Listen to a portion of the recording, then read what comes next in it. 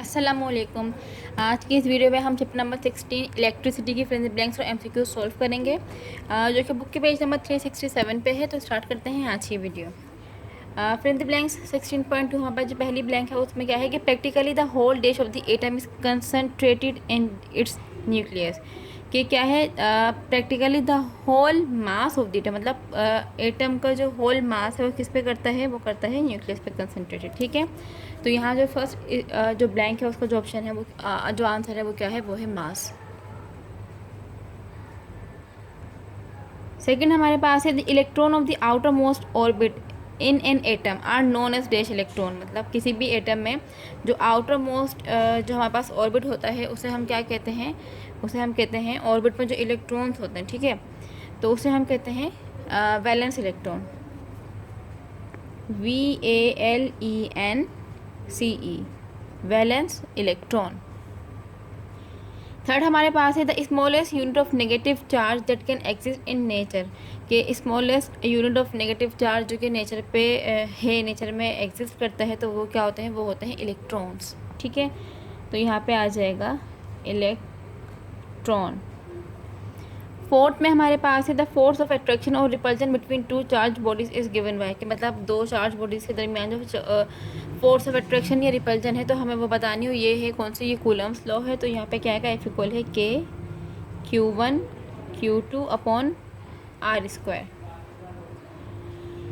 Fifth जो blank है हमारे पास वो क्या है, coulomb is defined as the amount of charge carried by a dash current of dash in dash second.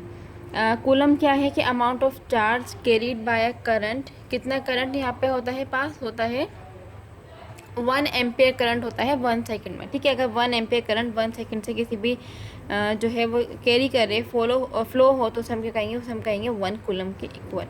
तो क्या है कि charge carried by current of 1 ampere, यहाँ पे क्या आ जाएगा, 1 लिखूँगी और एम्पेयर, तो current of 1 ampere in 1 second. ठीक है, 6 पे है like charges dash each other and unlike charge dash each other. जो लाइक चार्जेस होते हैं वो क्या करते हैं, वो हमेशा एक दूसरे को रिपेल करते हैं, और जो अनलाइक होते हैं मतलब डिफरेंट होते हैं तो वो क्या करते हैं, वो एक दूसरे को अट्रैक्ट करते हैं। तो यहाँ पे क्या आएगा, like charges repel each other, REPEL, और जो अनलाइक चार्जेस हैं वो क्या करते हैं, वो अट्रैक्ट करते हैं। तो यहाँ पे क्या आ जाएगा, यहाँ पे आ जाएगा अट्रैक्ट ईच अदर।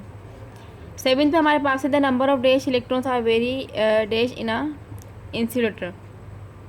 तो यहाँ पे क्या है, the number of valence electron are very less. मतलब जो इंसुलेटर होते हैं उनके अंदर जो है इलेक्ट्रॉन बहुत कम होते हैं, इसी वजह से उसमें से इलेक्ट्रिसिटी जो है कंडक्ट नहीं हो पाती है, इसीलिए हम उसे क्या कहते हैं, इसीलिए हम उसे इंसुलेटर कहते हैं। ठीक है, तो यहाँ पे क्या आएगा, द नंबर ऑफ क्या क्या आएगा, वैलेंस इलेक्ट्रॉन। जो वैलेंस इलेक्ट्रॉन है वहाँ पे क्या होते हैं, बहुत कम होते हैं, तो इसीलिए इसका सही ऑप्शन क्या है, यहाँ पर आएगा valence electron are very less, मतलब बहुत कम होते हैं, इस वजह से ही जो है वो इंसुलेटर कहलाते हैं। अच्छा, 8 में हमारे पास है 1 milliampere is equal to, जो मिली है, मिली क्या मतलब होता है 10⁻⁻3, माइक्रो का मतलब होता है 10⁻⁻6, और मेगा का मतलब होता है 10⁻+6, और नैनो का मतलब होता है 10⁻⁹। ये बात मैं आपको बहुत बार बता चुकी हूँ। तो क्योंकि यहाँ पे मिली लिखा है, मिली एम्पेयर, तो मिली का मतलब होता है 10⁻⁻3, और एम्पेयर को हम लिख देंगे सिंपल ए। तो ये हमारे पास क्या हो जाएगा, ये हो जाएगा मिली एम्पेयर। तो मिली एम्पेयर को हम इस तरीके से भी लिख सकते हैं। 9th में हमारे पास है कि the graph between current passing through a conductor and the potential difference across it and is always. के मतलब क्या होता है, ग्राफ हमें बताना है कि करंट के दरमियान और पोटेंशियल डिफरेंस के दरमियान कैसा होता है, वो बनता है हमेशा स्ट्रेट लाइन, क्योंकि करंट और जो पोटेंशियल डिफरेंस है वो आपस में क्या होते हैं, वो डायरेक्टली प्रोपोर्शनल होते हैं, जो कि हमने ओम्स लॉ में पढ़ा था। और जब भी कोई रिलेशन डायरेक्टली प्रोपोर्शनल का होता है तो वहाँ पे हमेशा ग्राफ क्या बनता है, हमेशा वहाँ पे वो एक स्ट्रेट लाइन बनती है। ठीक है, 10th में हमारे पास है R1 R2 R3 है, इसको हमने कनेक्ट कर दिया है पैरेलल में। तो वो कह रहे हैं कि इसकी जो रिजल्टेंट होगी वो आपको बताना चाहिए, करंट सिलेबस में इंक्लूड नहीं है ये वाली। ठीक है, तो हमें अगर पैरेलल में कनेक्शन होता है तो उसकी जो रिजल्टेंट है उसका जो फॉर्मूला होता है वो इक्वल होता है 1/R equal 1/R1 + 1/R2 + 1/R3। अच्छा, उसके बाद क्या लिखा है कि if R1 and R2 are connected in such a way that the potential difference across them always remain the same. मतलब कि अगर हम R1 और R2 का कनेक्शन इस तरीके से करें कि उसका जो पोटेंशियल डिफरेंस है वो हमेशा क्या रहे, वो सेम रहे, तो ये जो कनेक्शन होगा ये कौन सा कनेक्शन होगा, तो ये भी हमारे पास पैरेलल कनेक्शन होगा। कि इसमें क्या होता है कि अगर हम रेजिस्टेंस को पैरेलल अगर हम उसको लगाते हैं तो वहाँ पे क्या होता है, पोटेंशियल डिफरेंस वहाँ पे सेम रहता है, चेंज नहीं होता। और अगर सीरीज़ में लगाते हैं तो वहाँ पे करंट सेम रहता है, ठीक है। तो अगर हम यहाँ पे पोटेंशियल डिफरेंस सेम है तो इसका मतलब है कि जो कनेक्शन है वो कौन सा हुआ होगा, वो हुआ होगा पैरेलल। 12 में हमारे पास है the rate of flow of electric charge in a conductor. Rate of flow of electric charge, ये हमारे पास क्या कहलाता है, इलेक्ट्रॉन का फ्लो होना, इलेक्ट्रिक चार्ज का फ्लो होना, ये हमारे पास कहलाता है इलेक्ट्रिक करंट, ठीक है। तो 12 में हमारे पास क्या आ जाएगा, इलेक्ट्रिक करंट। 13 में है in the SI system of unit electric field intensity is measured in dash पर डैश। इलेक्ट्रिक फील्ड इंटेंसिटी को हम मेजर क्या करते हैं, मतलब इसको हमें यूनिट बताना है, तो इलेक्ट्रिक पर इंटेंसिटी का जो फॉर्मूला होता है वो होता है equal F upon Q, where F is the force and Q is the charge. तो फोर्स का जो यूनिट होता है वो हमारे पास क्या होता है, न्यूटन होता है, और चार्ज का क्या होता है, कूलम होता है। तो अगर हमें यूनिट याद ना हो तो हम फॉर्मूले से भी बना सकते हैं, ठीक है। तो electric field intensity is measured in newton per coulomb. अच्छा, उसके बाद 14 में हमारे पास है according to the Ohm's law the dash flowing in a conductor is dash proportional to the potential difference between its end. अभी ये वाली बात मैंने आपको बताई थी जब मैं ग्राफ को बता रही थी।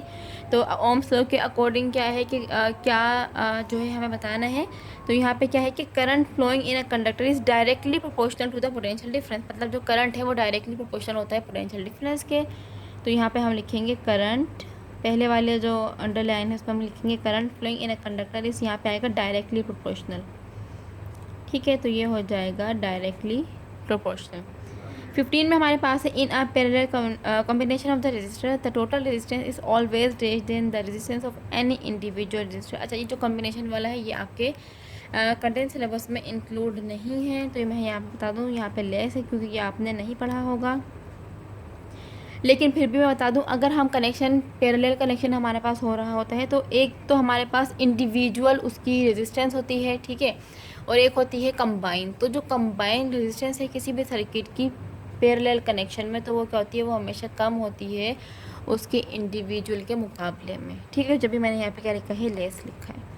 अच्छा, उसके बाद है the potential difference between two point is dash if 1 joule of electric energy is change into another form of energy when dash passes from one point to another. The potential difference क्या होता है between two point, दो point के दरमियान का जो potential difference होता है वो क्या होता है, वो 1 वोल्ट होता है, ठीक है।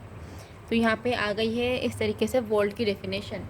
तो दो पॉइंट के दरमियान का जो डिफरेंस होता है, पोटेंशियल डिफरेंस जो होता है वो होता है 1 वोल्ट इफ अगर 1 joule of electric energy is change into another form of energy. के अगर क्या हो कि अगर 1 जूल एनर्जी जो है वो चेंज हो जाए किसी और एनर्जी की शक्ल में, किसी और फॉर्म में, व्हेन कब, when 1 coulomb passes from one point to another. मतलब कब हो कि जब 1 कूलम चार्ज एक पॉइंट से दूसरे पॉइंट की तरफ पास हो, मूव हो, तो उसकी वजह से 1 जूल ऑफ एनर्जी क्या हो, वो एक फॉर्म से दूसरे फॉर्म में कन्वर्ट हो जाए, तो इसे हम कहेंगे 1 वोल्ट। तो यहाँ पे क्या आ जाएगा, व्हेन 1 कूलम, 1 कूलम। अच्छा, उसके बाद हमारे पास है ये 15 MCQs है, तो इसको कर लेते हैं। पहला जो हमारे पास है यहाँ पे वो क्या है कि dash revolve around the nucleus in their respective orbit. के न्यूक्लियस के अराउंड क्या रिवॉल्व करते हैं, तो ये बात हमें पता है कि न्यूक्लियस के अराउंड क्या होते हैं। इसका सही ऑप्शन है सी, इलेक्ट्रॉन्स। अच्छा, उसके बाद है the lightest particle in an atom. जो सबसे लाइट पार्टिकल होता है इलेक्ट्रॉन में वो क्या, एटम में वो क्या होता है, वो इलेक्ट्रॉन होता है। अच्छा, उसके बाद हमारे पास है if the quantity of charge on each of to bodies is double. कि अगर क्या हो कि अगर हम चार्ज किसी भी दो बॉडीज़ के ऊपर जो चार्ज है उसको हम डबल कर दें, the force between them become, जो उनके दरमियान जो फोर्स होगी वो क्या हो जाएगी, वो हो जाएगी 4 टाइम, ठीक है। क्योंकि वो तो ऑलरेडी चार्ज है Q1 और Q2, अगर हम उसको स्क्वायर कर देंगे, ठीक है, तब जब वो स्क्वायर हो जाएगा तो उसका जो क्या हो जाएगी, जो फोर्स हो जाएगी वो कितनी हो जाएगी, वो हो जाएगी 4 टाइम, ठीक है। क्योंकि वो क्या होगा Q1 इंटू Q2, तो मतलब Q स्क्वायर है और ऑलरेडी वो डबल है, तो डबल का स्क्वायर क्या हो जाएगा, 4 हो जाएगा। अच्छा, फोर्थ हमारे पास है the value of constant that occur in coulomb force formula is dash. मतलब हमें वैल्यू बतानी है, यहाँ पे के की वैल्यू हमारे पास क्या होती है 9 एक्सपोनेंट 9, जो इसका सही ऑप्शन है वो है सी 9 एक्सपोनेंट 9। अच्छा, फिफ्थ में है if 2 joules of energy is required to transfer 1 coulomb of charge from 1 point to another, कि अगर हमें 2 जूल एनर्जी चाहिए हो, रिक्वायर्ड हो एक कूलम चार्ज को एक जगह से दूसरी जगह ट्रांसफ़र करने के लिए, the potential difference between this point will be dash volt. तो जो उसका पोटेंशियल डिफरेंस होगा वो कितने वोल्ट होगा, तो वो भी कितना होगा 2 वोल्ट होगा। तो ये बात अभी हमने की थी कि अगर हमें 1 कूलम चार्ज हो तो वो 1 वोल्ट ही मतलब वो क्या करता है चेंज करता है। ठीक है, तो अब यहाँ पे क्या है, क्योंकि 2 कूलम की बात हो रही है, 2 जूल एनर्जी की बात हो रही है, तो जाहिर सी बात है हम जो यहाँ पे वोल्ट लेंगे वो भी कितना लेंगे, हम 2 वोल्ट ही लेंगे। अच्छा, 6 हमारे पास है the substance use as a medium between the 2 plate of capacitor के। द सब्सटेंस मतलब के कैपेसिटर के जो प्लेट्स हैं उनके दरमियान जो मीडियम यूज़ करते हैं उसे हम क्या कहते हैं, उसे हम कहते हैं डाइइलेक्ट्रिक। इसका सही ऑप्शन है सी। ये 10 ईयर में आई हुई है, ये मॉडल पेपर में आई हुई है, ये वाली MCQs जो है वो इंपॉर्टेंट है। 7th में हमारे पास है if the charge on a plate of a capacitor is double, कि अगर जो कैपेसिटर की जो प्लेट है उन पर जो चार्ज है वो डबल हो जाए, the potential difference between it 2 plates will become, तो उनके दरमियान का जो पोटेंशियल डिफरेंस है वो क्या हो जाएगा, वो भी डबल हो जाएगा। तो इसका सही ऑप्शन है बी डबल। 8 हमारे पास है the unit of capacity. Capacity का जो यूनिट होता है वो क्या होता है, तो उसका हमारे पास होता है फराड। इसका सही ऑप्शन है ई। 9th में है dash is that which is connected in series with the line wire in an electric circuit.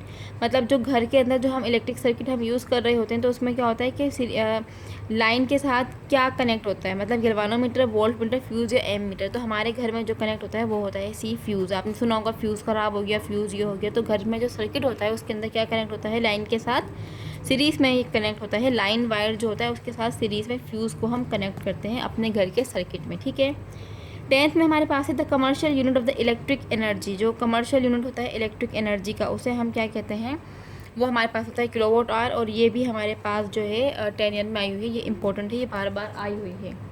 अच्छा, 11th हमारे पास है electric power in what is obtained by the product. जो इलेक्ट्रिक पावर है वो हमें किसके प्रोडक्ट से मिलती है, तो उसका जो सही ऑप्शन है वो है डी, वो मिलती है हमें वोल्ट एंड एम्पेयर के प्रोडक्ट से। मतलब अगर हम वोल्ट और एम्पेयर को मल्टीप्लाई करें तो फिर हमें क्या मिलेगा, हमें मिलेगा इलेक्ट्रिक पावर। 12 हमारे पास है the maximum value of an alternating current in either direction is known as. तो इसका जो सही आंसर है वो है रूट मीन स्क्वायर, मतलब सी।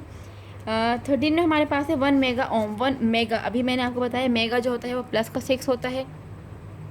ठीक है, तो यहाँ पे जो सही ऑप्शन है वो है ए, यहाँ पे आ जाएगा प्लस का 6। उसके बाद हमारे पास है 14 में in a gas discharge tube the electric current is due to the flow of. तो यहाँ पे क्या है कि जो उसके अंदर जो इलेक्ट्रिक करंट फ्लो होता है वो किसकी वजह से होता है, वो इलेक्ट्रॉन की फ्लो की वजह से होता है। तो इसका जो सही ऑप्शन है वो है ए, इलेक्ट्रॉन्स। 15 में हमारे पास है which one of the following is equal two joule पर कूलम। जूल पर कूलम के इक्वल क्या होता है, तो जूल पर कूलम के इक्वल वोल्ट होता है। और ये वाली जो MCQ है वो भी इंपॉर्टेंट है, आप जो है इसको 10 ईयर में भी देख सकते हैं, 10 ईयर में भी बार बार आई हुई है। तो ये मैंने चैप्टर नंबर 16 की जो फिल इन द ब्लैंक्स और MCQs हैं वो मैंने आपको बता दी हैं। अगर आपको इसमें से जो भी कुछ मुझसे पूछना हो तो आप मुझसे पूछ सकते हैं। अपना ख्याल रखें। अल्लाह हाफ़िज़।